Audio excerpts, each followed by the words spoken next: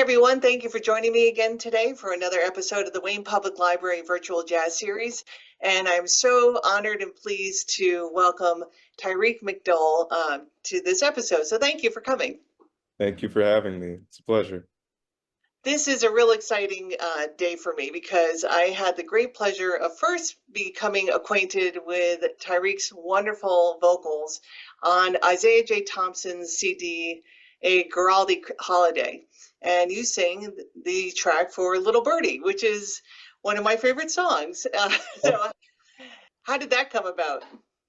Yeah, I think that was what, a year or two ago that we recorded that, something like that. But I've known Isaiah and I'd worked with Isaiah previously on some projects with Ted Nash, and then he was telling me that he was going to be making a holiday record, and I thought that was a great idea. And then he asked me if I was familiar with most of his works. I mean, I watched Charlie Brown, but I only know the do do dee do dee do do dee doo Linus and Lucy, a couple of those tracks. But then he introduced me to this song Little Birdie. And I saw that so many people actually covered it. Like Joe Williams also sings that song. A couple other jazz musicians did it. So I thought that I should give it a try. And that's kind of how he came about on It's a recording. wonderful version. I really enjoy it, and your vocals on it are fantastic. And when we get into talking about your singing, we're gonna double back to that song specifically. But I wanted to just mention too, I had the great pleasure of meeting you earlier this year in March when you performed at our concert series with the jazz series at Our Lady of Consolation Church, and that's headed by Kalen and Johnny Giddings, Kalen Cardello and Johnny Giddings. And Mhm. boy, that was a real pleasure. You really have you blew me away. Hearing you recorded is wonderful. Hearing you live is an experience.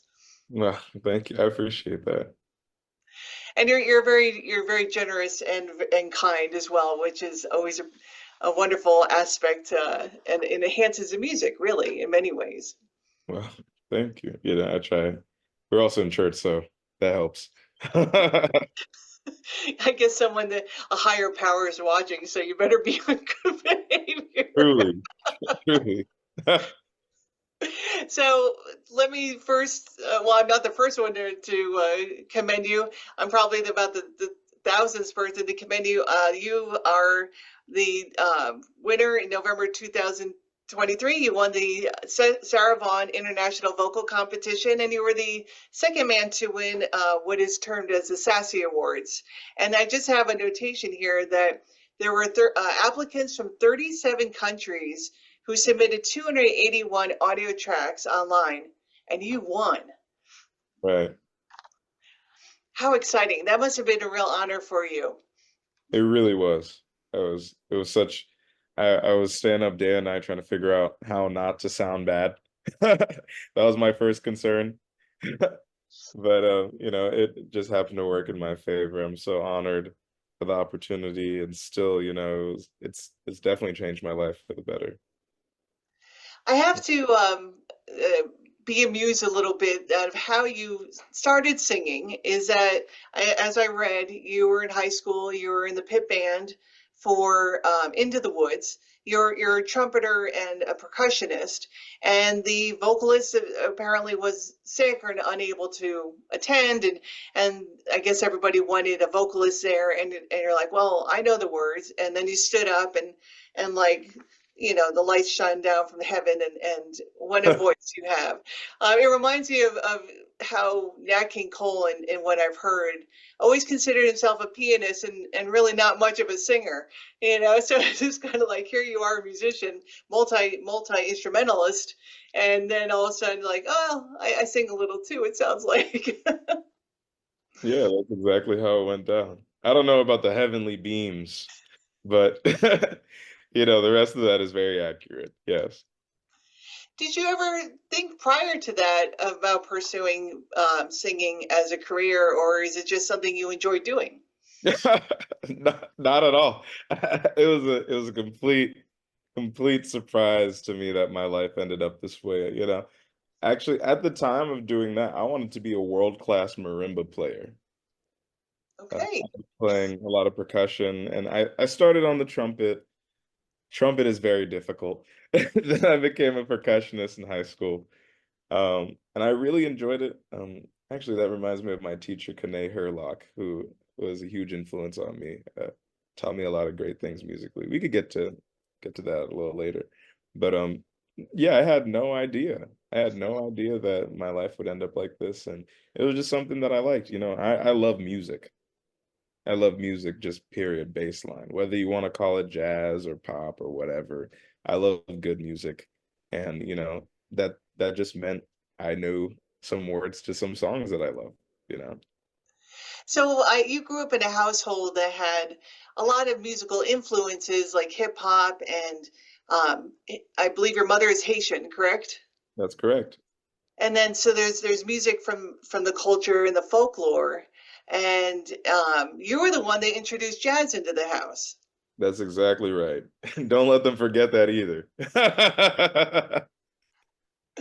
But you have it's a wonderful thing when you can draw in all different types of music and kind of incorporate them into making it your own. Um, One of the things that's really struck me as I was preparing for today is the recurrence of the theme of stories and storytelling and how singing allows you to be really a consummate storyteller and to bring an interpretation and bring to life a composer's intentions.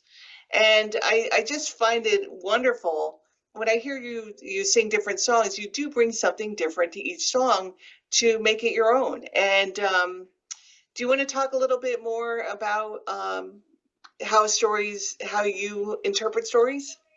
Sure thing. Yeah. Um, I'd say, especially when it comes to singing, I think that's one of my favorite aspects of being not now being a vocalist, having a vocal career because um the power of language, um, that's something that, we're the only ones on the stage that can do that. Pianist has to play the piano, uh, drummer has to play the drums, and I haven't been aware of if they've developed instruments that could develop speech, but until that day happens, I am the only person that has that capability of utilizing language to tell a story. Um, Ultimately, we're all trying to do that as artists. Whether you're a painter, like you could have like a Basquiat, or you could have a Toni Morrison, or you could have any form of art. We're all just trying to convey our truths through that. I think art is just a form of communication, really and truly. Now, when you attended Rodney Winnegar's jazz camp in 2018, which I believe is the year after you made your great debut there on and Into the Woods there, and then and you there at that camp you learned the foundations of showmanship and of how to tell a story and how to sing in a jazz context. What does singing in a jazz context mean exactly? Mm. Well, just like how there's a lot of different languages, there's a lot of different musical languages. And the music that we like to call jazz has a specific vernacular that is developed by studying, essentially. So there's a lot of people who, it's kind of similar to this. So let's say that we're singing gospel music. I don't consider myself a gospel musician. I didn't grow up in that tradition. I'm not as versed in it, but I am a huge fan and I am still influenced by it. But for me to become a true gospel musician, I have to study with people that live this every day. It's the same thing as like trying to learn a new language. What's the best way to learn a new language? Not just by reading books and doing Duolingo, but it's by going to where it's spoken. So, when you meet masters of the music or griots or just, elders of this music, people like Rodney Whitaker will point you in the right direction. So I will meet people like a Johnny O'Neill who were there, who knew everybody and knew Sarah and were there when the music was at its height. When you meet like a Diane Reeves or folks like that, these folks actually lived the music. That's what I mean by in a jazz context. I have also spoken about when you were attending Oberlin Conservatory of Music, that you were taught to look at music both analytically and intuitively. But I think, if I interpret it correctly, you learn greatly not only from your teachers, but you learn from your peers and from yourself. And you kind of find where your concept is and what you want to do and how to present it and how to do things. I think you had said technically and spiritually. Hmm. That's exactly right. Now, it's interesting you mentioned gospel music because I was going to ask you about that. And one of the songs that I have listened to that's available to hear on YouTube is Moanin'. Hmm. Uh, and that's actually been described as a call and response song, much like gospel. And so when you're singing Moanin', does something like that come to mind for you? Sure thing. I mean, this is all Black American music, so a lot of the vernacular is shared throughout all these different styles, whether we're talking about gospel, whether we're talking about blues, whether we're talking about country music, R&B, hip hop. There is a through line that we see in all those forms of music. So I think, like we were saying before, how all these influences came together. For me to sing all this music, it's the same for the music itself. I feel like we often try to segregate styles, and then by labeling, just genres, or we no, I'll stick with that. Yeah, I'll stand on that. I think we try too hard to describe how we're different rather than how we're similar. That's a and as you were saying that, I was thinking about I recently attended the Saratoga Jazz Festival, Oh, and I've gone the last couple of years, and it's interesting to see who they're able to bring in, and the very large breadth of music that's being presented under the umbrella of jazz. And I had seen that you recently performed at Birdland with Theo Croker, who performed at Saratoga Jazz Festival with Joey Alexander. And his music style, I saw him originally in 2015 at that festival. And to see him develop and to see him find his own style and his own interpretation and presentation is really interesting for me to see. He, of course, is a grandson of the great Doc Cheatham, who I hmm. also had the great pleasure of meeting many years ago, who Oh, I rarely was very honored to have had a chance to just chat with him a little bit. But how did you and Theo Croker connect? wow. So I actually saw Theo, what was that? 2 nights ago. So this is kind of funny. Um, Yeah, actually, when I was 16 years old, I was just either 16 or 17. I was attending the Osceola County School for the Arts, and then I just got my first music subscription. So I started listening to a whole bunch of new music that I just never would have heard before because I finally had access to whatever I could listen to. And then I happened to hear his album that released in 2016, Escape Velocity, and that completely changed my life. Um, it was like a really cool blend and a new way of perceiving what is jazz. He blended a lot of hip hop, a lot of folkloric music, um, but it's also still through the jazz continuum, and you could hear so many different forms of black art in that, and then I found solace in that. I felt like I finally had a space that I could relate to. That's not just straight ahead. It's modern, but it's also a part of the continuum. Um, and then, after seeing that and being inspired by that, I did a little research and I found out that he went to a school called Oberlin Conservatory. And then I decided, let me check out. I want to learn what he learned. I want to learn how to get into that kind of realm. And then he happened to, I think, what, my sophomore, maybe my junior year, he came back to do a performance and a master class. So I actually got to meet Theo then. And then since meeting him there, we just built a good relationship. Um, we've been working and we've been recording as well. We have some projects coming out together too. It's interesting too that at Saratoga Festival, Jazz Festival, he actually had two sets. He was performing with Joey Alexander, Hmm. and on the main stage, and then he was on the secondary stage with his band. Hmm. And I just I had seen Joey Alexander when he was, I think, 13, when he was very young, first on the scene, and he was much more, if I could say, straight ahead jazz, like you had mentioned, and now he's developing where his style is going, much in the way that Theo Croker has, and it's really fascinating to see where that creativity and that inspiration is taking them. Hmm. Now with their wonderful Theo Croker's wonderful trumpet. Does it make you want to pick up your trumpet again? It makes me want to put it down, hide it in the closet. Maybe like take it, find a graveyard, bury it. He's just so good at it. I don't even know what to do with myself. I mean, I'm inspired by him every time I hear him play and every time I hear great players, but that's a lot of pressure. It's a lot of pressure when some of your friends are the best musicians on the planet. Like, I'm not playing any piano next to Joey Alexander. I'm sorry. You can't pay me to do that. Well, you can pay me to do that. You could play percussion with them and Yeah, sing. maybe. I'll do that. I'll do that. Do you have aspirations of pursuing percussion along with your vocal? Uh, hmm.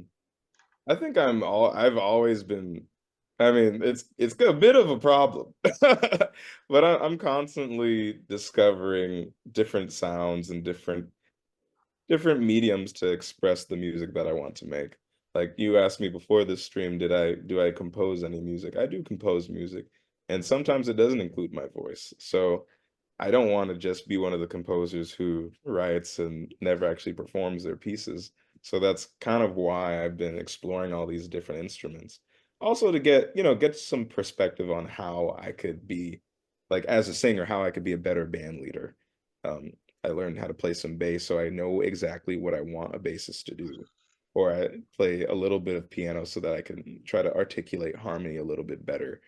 Um, Trumpet, that's me not having the responsibility of playing the piano or bass or drums. And I could play as little or as much as I'd like. It's an extension of my voice. So I have a couple compositions where I do play the trumpet, for example. And yes, I would say I do have aspirations of continuing to explore these instruments. It's wonderful that you have the talent to be able to play woodwinds or play, excuse me, brass, to play strings, to play piano and percussion. Is woodwinds next on the list? I there was a stint where I played some saxophone. I took some lessons with the great Gary Bartz, and then uh, I don't know. I don't know what happened, but I think I'm trying to zone in and find out more about what is it. I'm trying to discover where my true second or tertiary or whatever the fourth one is, voice is.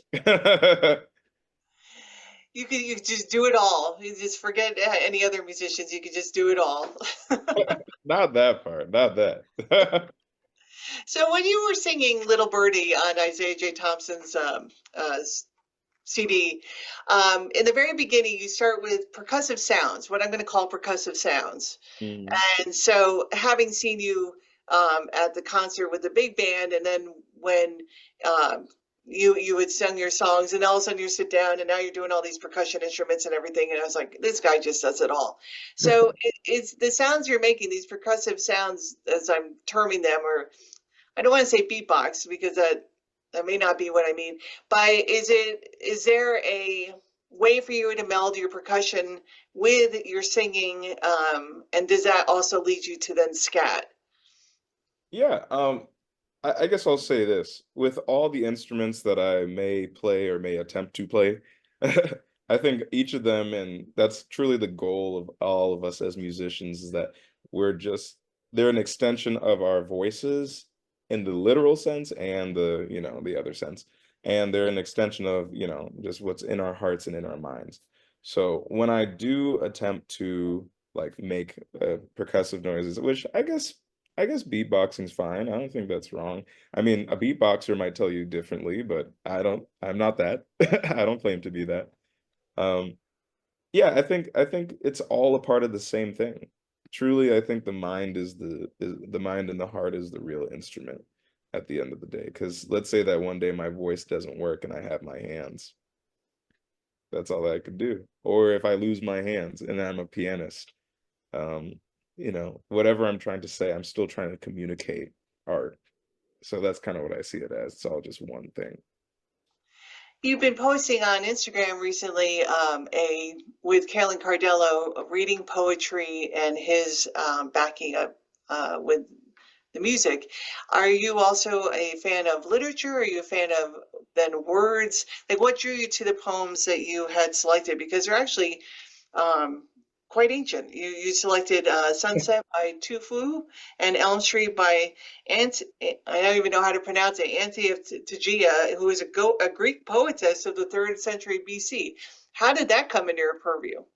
Right. So I felt, I don't know, I've personally been struggling with this feeling a lot, is that um I don't know, I've been feeling kind of one-dimensional as of late. Like I've only been known as a singer or as a musician, and I think that's still accurate. I do that, obviously. But I have other interests that I would like to be a part of and would like to learn and to develop. To answer your earlier question about literature and reading, that's huge for me. I've always been an avid reader. I love literature.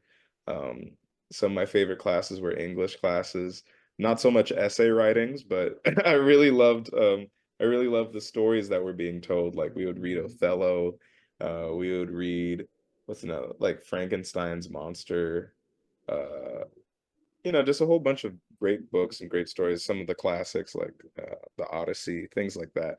And just like seeing their effect on culture, I want to be more well-read and more studious because I think all that just comes into the art. It's like I guess that's kind of been the through line, is that everything is a part of one. Whether it be reading or you want to go to the gym or you're spiritual or whatever it might be, all that comes into who you are as a person. That's all in your sphere of influence. So how did I come to that? I found a book. I went to the Brooklyn Center of Fiction, found a couple books on poetry because I write some poetry and I want to develop that. And, I just started reading, started studying. You're making me, as a librarian, extremely happy, and I also have a degree in literature and creative writing and publishing. So I just applaud um, this extension of art, as you said, and this is just going to also inform you for storytelling, which ultimately, as you said, was what singing is, right? And it's expressing that. So well done, and go to your public library. It's free. Yes, and fund the public libraries. Don't cut funding to the public libraries. We need that. That's my Amen. hot takes. Amen. So I wanted to talk about some of your influences for the jazz that you sing. You have been likened to Johnny Hartman and Billy Eckstine and Joe Williams. Are those musicians and vocalists who specifically you found to be influences to you? 100%.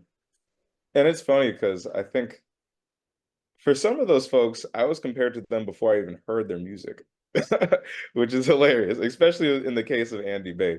But I love all of them.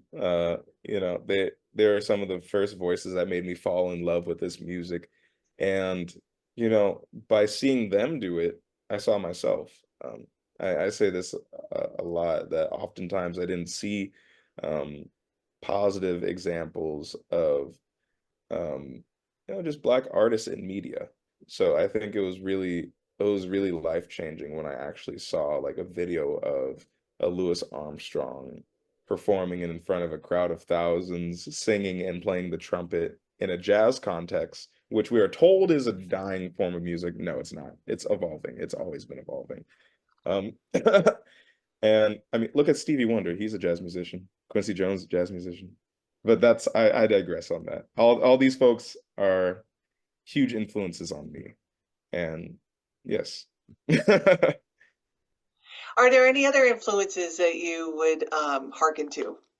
100%. I think as everything's happening everywhere all at once at the same time. I love the music of Andre 3000. I haven't checked out too much of his recent flute music. I do like it though, but I love Andre 3000. Bob Marley is such a soulful, incredible spirit. Um, I love a lot of classical music. Like I love the music of Liszt. I love uh ooh, Debussy, really great composer. I think he's a great I don't know if this is the right term, but impressionist, that's more of an artistic movement than it is a musical movement, but that's kind of the same kind of feeling that I get. Impressionistic works, I really appreciate that. I love Ambrose Akamusori, great modern trumpet player.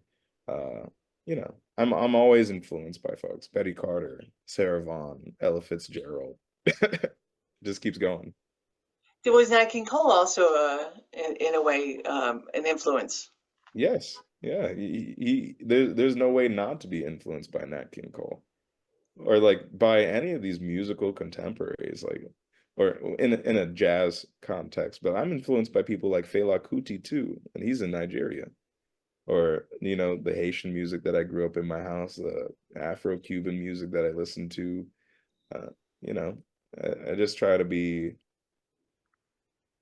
like a sponge. I have to make a small aside here when you mentioned the Afro-Cuban. Doc Cheatham actually played on that famous recording of Kenya by Machito. Oh yeah, yeah, yeah. I think they're pretty familiar. It's a great song. I love that song. That is so good. And Doc Cheatham, that's a bad man. That's more people should study Doc Cheatham. I totally agree. Yeah, he was incredible, incredible musician. Mhm. So when you have now, I've seen a couple different recordings of you singing "Lush Life," which of course is one of the most beautiful songs out there, written by Billy Strayhorn, who was like 16 when he wrote it, which is or very young when he wrote "Lush Life," which is incredible to me. And what I love about listening to you sing it is the soulfulness and the pathos, just the sheer emotion of it. And from preparing for today, that seems to be a very large part of what you're doing. And when I was listening to it, it reminded me of listening to Nat King Cole singing Nature Boy.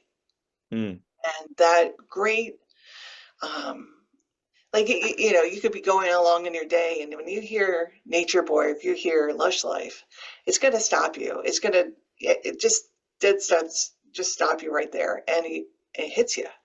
I feel music very emotionally, and I feel it in my cells, and your versions of Lush Life are just incredible. Thank you so very much. Do you want to take on Nature Boy? Uh, I should learn that song. I should like really learn it. Like I've definitely listened to Nat King Cole do it. I heard a lot of folks play that song, but I definitely, yeah, I think that's something I'm interested in getting into. Yeah. It's a beautiful song. It's very Mhm. haunting, very haunting. Yeah, the coolest ones, in my opinion. I love singing that kind of music. So this brings me a nice segue to the question I want to ask you is how do you choose your songs, and what you want to pursue and what you want to record? Surely. I think when it comes to picking and selecting repertoire, um, I always try to find the songs that are deeply resonant with me. So I feel like, I don't know, you ever had this feeling where you have such a deep, visceral feeling, but you just don't know how to articulate it? That's what these songs provide to me. So like when I listened to Lush Life for the first time, I was like, finally someone understands what I've been going through. And it's like all these songs that I sing have, you know, they've helped reveal and help me articulate just what I've been going through. They help me discover myself. Um, nature boy, lush life, the creator has a master plan. I think a lot of the truths that I see from my lens are revealed in these songs, and it's my pleasure to help bring them to life again. I think that is my job, to interpret song and to tell my story through song and to tell the truth. You touch on just what the power of music is. I wish I were a musician. I play a very bad saxophone and a very bad piano, but I do know Me how to read too. music and had to learn. But what the gift is that I got from my father, who was a jazz trombonist, and my mother, who also enjoyed music very much, is they gave me that gift of loving music and feeling music. And what you're expressing is something that I think um, audience members who are attending your shows or listening to music or recordings, that it gives us solace. Music can give you solace at a time. It can touch on every single emotion you might experience. It could be happiness, it could be sadness, it could be depression, it could be just going about your day in a contented sort of way. Music has that power to tap into that and help you find a way as a listener to almost have an expression of it. Does that make sense? 100%. That makes complete sense. And I think I think I think we often take music for granted a lot of the time. Because, in our society, if you say which is more important, a doctor or a musician, most people are going to say a doctor. But I think we undermine the value that art has, especially in an American context. Like, I think it's so important that we find ways to not only like relate to one another, but to see empathy in one another, to see ourselves through art, and to be able to articulate that. Like how I said before, like it took listening to these songs for me to understand more about my experience. And I think it also gives other people solace because, you know, I mean, uh, Billy Strayhorn, he wrote that song, he was like, what, 16, something like that, and he's a young gay, openly gay black male in like what, the 1940s. And that's just like completely unheard of. So just to think about the impact that someone who has that kind of perspective and that kind of story, how that might relate to a whole bunch of other people that are going through a similar or the exact same experience. I think that's the impact of music that we often forget. Even as artists, I think we forget the responsibility and the power that we have in that. Fela Kuti actually has a quote that you don't mess with music because its spiritual energy is so palpable. It's fun. That was one of my questions: is what is the responsibility that a vocalist has or a musician has in presenting music? And I think you just touched on that. Hmm. Um, I think it's also pretty nuanced because some people find it their mission to, reflect the times. Other people would like to reflect a reality that they would hope to see, or they're just completely creating a new world entirely. Um, Max Roach had a quote that past a certain point in time that he wouldn't write or perform any music that didn't have a social significance because he believed so much in the civil rights movement and the advancements of Black people or African Americans in America. Um, some of us feel the need to use our art to advocate, you know, on behalf of ourselves and for other less fortunate folks, or just as a means of healing. Like I mean, anyone that sings blues is doing that, or it could be healing for the artists themselves. I know when I sing blues, sometimes I need to do that. And if it helps other people, that's great. But sometimes that's for me first. I think there's different applications. That's an interesting point. It's almost like the airplane concept that you have to put your oxygen mask on first before you can help anybody else. Exactly that. Perhaps as a musician, you have to do what resonates with you, as you said, and what rings true, and present for yourself, and then it's going to touch. It's inevitably going to touch others. It can't not. as I see it. Exactly that. You had an interesting post on Instagram this week. You had gone to see Johnny O'Neill in New York, and I had the pleasure of seeing his performance at William Patterson's Jazz Series in 2016. Hmm. What an incredible voice! What an incredible man! And you wrote in your post something I found very interesting, that you hadn't been, and I'm paraphrasing, exposing yourself to other musicians because of how you were, I don't know if concerned is the right word, but about preserving your own concept. Do you want to talk a little bit about that? Sure thing. And I hope it's not coming off as a diva moment because it's not that. But what I mean by that is I have this, it's not a condition, but it's something that I struggle with, is that I love music and I love musicians so much that when I hear something, I am very easily influenced, and that might it might overtake some of what I'm developing for myself. Uh, like something that I was really insecure about when I was starting out is that I had a lot of comparisons to Joe Williams. I love Joe Williams, obviously, he's a huge hero of mine. He's amazing, but I feel like I wasn't being seen as much as Joe Williams was being seen. Not in like a jealous way, but I felt like you could just like I felt like my voice wasn't being appreciated. But really and truly, all that meant was that I just needed to live more life and develop more of my own voice. So there's a couple ways about going about this. I actually asked the great Sonny Rollins a similar question about finding your own voice because I was so insecure. I was like, man, everyone's telling me I sound like this, I sound like that. How do I figure out how to sound like me? And then basically his advice was not to worry about it. You're just going to keep living life. Um, and you're going to be influenced.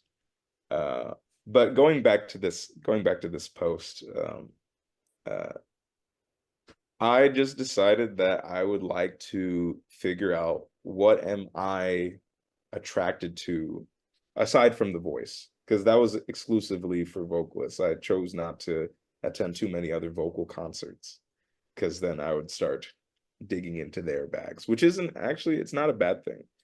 But, I just wanted to discover more of my own concept. But That now makes I'm definitely going out. I'm seeing everybody. Especially Johnny, that was incredible. Well, as you point out, that you're a sponge, so it's inevitable that you're going to just absorb all of this, and it's almost like you have to process it, and then it will come out as your own. Um, one of the fortunate things in my interview series is I've been able to talk to so many people who are educators, also like yourself, and I ask, what is it that you want to impart to your students? And a lot of them are saying you need to find your own voice, exactly that, and see a lot of live jazz, which we're very fortunate to be able to present here at the library and with Our Lady of Consolation Church. But of course, we have New York City and then William Patterson. But what is it that you want to impart to your students? Mm, yeah, that's kind of heavy. I would say, I would say that it's important to seek the truth, and that means whatever it might mean for you. But I would say that being earnest and discovering yourself, discovering what you believe in, and just being honest and kind and charitable to other folks. I think that is important, um, more so than music itself. I think that I think that people are the reason why music exists. I don't think music can exist in a vacuum or void of human being or human connection. Otherwise, who's going to be listening? I have a quote from you that is connecting with the audience is everything. But music, if I may take your sentiment, music is the bridge to that connection. and it's invaluable. I was listening to a podcast, and it was they were talking about how to connect with people. They were saying that you can be a blue person and you could be talking to a yellow person, and until you find that level of commonality, then you're connecting on the green level. And Right. that was absolutely fascinating, a really interesting concept. And that to me is what music does. Music's a green level where we're all just able to connect and almost tacitly have conversations. Not you don't even have to speak. You just feel it, and it's like soul to soul. Exactly that. And I think that's just what all great art does, especially books at your local library that you could check out for free because you're getting funding from the library. Just like all art can help us connect each other and help us find ourselves.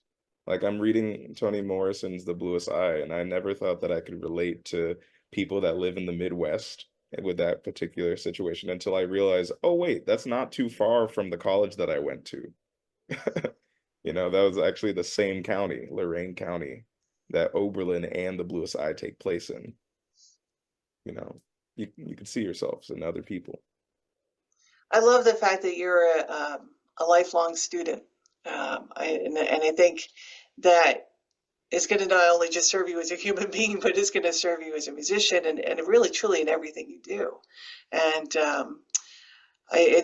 and having this conversation, I'm very touched by what you're saying and sharing. So thank you for that. I appreciate you for listening and giving me a platform to be able to share my thoughts. That means a lot, truly. So by the time this recording comes out, you'll have already have had your debut at Birdland, which is tomorrow, the 8th, and Friday, the 9th of August. And I see you're performing with Kalen Cardello on piano. Who are the other musicians you're performing with? Sure thing. Yeah, I'm playing with some of my favorite musicians in New York City. Everyone's young and spunky, and we're ready to go. Galen Cardello is acting as musical director and as the pianist for the evening. Um, Dylan Band, who is a wonderful saxophonist from Philadelphia, who now lives in New York, is playing all the saxophones all the time. He's so incredible. One of my closest friends and a great confidant, Dan Finn, is playing the bass by way of Chappaqua, New York. And by way of Houston, Texas, we've got the one and only Jerome Gillespie at the drums. Jerome and Kaylin are currently studying at Juilliard. Dan is a alumni of both the Manhattan School of Music and the Oberlin Conservatory. And Dylan is a double threat. Not only is he from Philadelphia, but he went to the Temple University, where so many, such a huge saxophone tradition. So I'm really looking forward to the performance that's going to happen. Some of the best musicians to work with, truly. We were very fortunate also to be able to hear Dan Finn play because he performed in May with Kalen Cardello's trio as part of the series we're doing with the jazz series at Our Lady of Consolation Church. So um, it's really exciting to see all these young musicians, including yourself, and to know that the tradition is being carried on, but it continues to be expanded on and explored and continued. So yeah, it's such a joy for me to be involved in these various projects. I feel very blessed and extremely blessed that you musicians will take the time to talk with me. Thank you. And like I said before, thank you for being a part of this. Truly, like not only as being a librarian, but having interviewed us so that you could get it straight from the horse's mouth. Uh, Giving us a platform is really huge for not only, you know, the music, but the culture as well. So thank you. My pleasure. I want to just also mention that coming up, you're going to be at the Charlie Parker Jazz Festival on August 24th. Yeah. And is there any other performances of note? Other performances of note. Well, this month I'm recording my debut album. I'll be doing that next week, so I'm looking forward to that. And then I think I'll be playing, yes, I'll be playing Club Room in Tribeca. It's in the Soho Grand Hotel. That's going to be at 8 o'clock on the 23rd, so the day before the Charlie Parker Festival. If you want to get a sneak peek of what'll be going on in Harlem at the Marcus Garvey Park, I would love to see you there. Oh, I would love to make it. I hope I can. Yeah, I'm very eager to follow your career and see where you choose to go, and just what you choose to share with us. For sure. And thank you. So thank you again, and yeah, so let's all. I will include at the end of this interview your website as well as your Instagram handle, and please, everybody, please go see Tyreek perform and become the fan that I am as well. Thank you, Tavi.